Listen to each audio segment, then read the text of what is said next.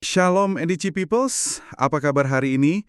Senang sekali bisa kembali lagi, dan hari ini kita mau gali lebih dalam sebuah cerita dari Revive hari ini yang mungkin kita semua udah kenal banget, kisah tentang Zakheus. Tapi, misi kita bukan cuma cerita ulang ya. Kita mau coba lihat kenapa kisah ini tuh sebetulnya radikal banget, terutama soal cara kita memandang orang lain. Oke, kita langsung mulai aja ya dari ceritanya di Lukas 19. Ada Zakheus, seorang kepala pemungut cukai yang kaya. Kita semua tahu pemungut cukai itu dibenci. Tapi, seberapa buruk sih status seorang kepala pemungut cukai waktu itu? Nah, itu poin kuncinya. Dia tuh bukan cuma petugas pajak biasa loh. Sebagai kepala, dia itu puncaknya sistem yang dianggap korup dan pro penjajah. Dia tuh kolaborator, pengkhianat lah di mata bangsanya sendiri yang jadi kaya dari penderitaan mereka. Wow. Jadi, dia bukan cuma nggak disukai. Dia itu secara sosial udah dianggap najis, dikucilkan. Oke, jadi benar-benar orang yang paling disingkirkan ya. Dan karena badannya pendek, dia nggak bisa lihat Yesus. Terus dia melakukan sesuatu yang unik banget. Dia manjat pohon ara. Buat orang kaya dan berkuasa, itu kan aneh banget kan? Aneh sekali. Sumbernya itu menyebut pohon ara sikomor, yang biasanya dipanjat anak-anak atau ya orang-orang biasa. Jadi seorang Zakheus lari-lari terus manjat pohon di depan umum itu tuh tindakan putus asa. Dia rela buang harga dirinya cuma buat ngelihat sekilas. Ini nunjukin ada kekosongan besar dalam dirinya yang nggak bisa diisi sama hartanya. Dan disinilah puncaknya. Di tengah kerumunan, Yesus berhenti, lihat ke atas dan panggil namanya. Zakheus, segeralah turun, sebab hari ini aku harus menumpang di rumahmu. Bukan cuma lihat, tapi tahu namanya dan mau masuk rumahnya. Itu gimana dampaknya waktu itu? Itu kayak ledakan sosial bisa dibilang.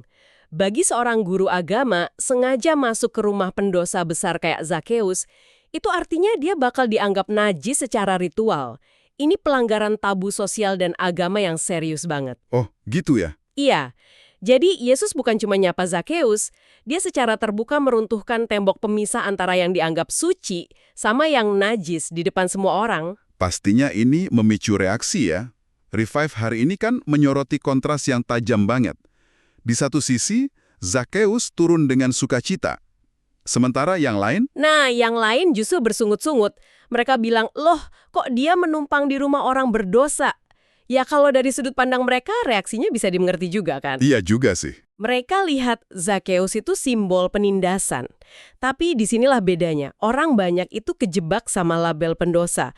Sementara Yesus, dia melihat seorang pribadi yang terhilang dan butuh ditemukan. Ini langsung nyambung ke ayat hafalan dari Roma 14 ayat 4 yang dibahas juga.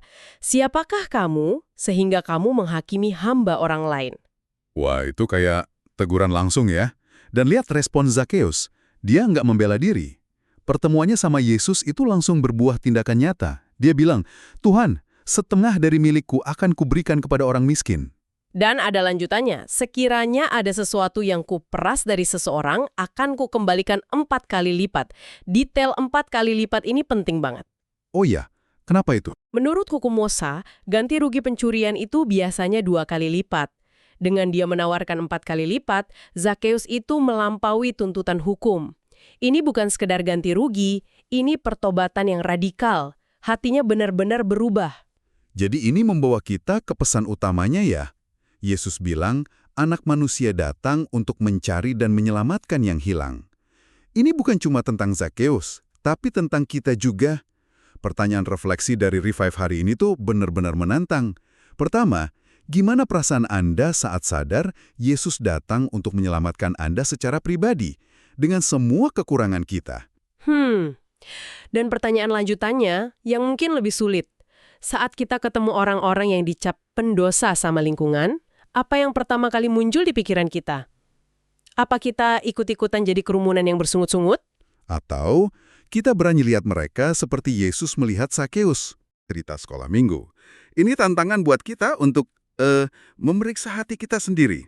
Apakah kita lebih nyaman ada di kerumunan yang menghakimi, atau kita mau punya hati kayak Yesus yang aktif menjangkau mereka yang hilang? Sesuatu untuk kita renungkan bersama.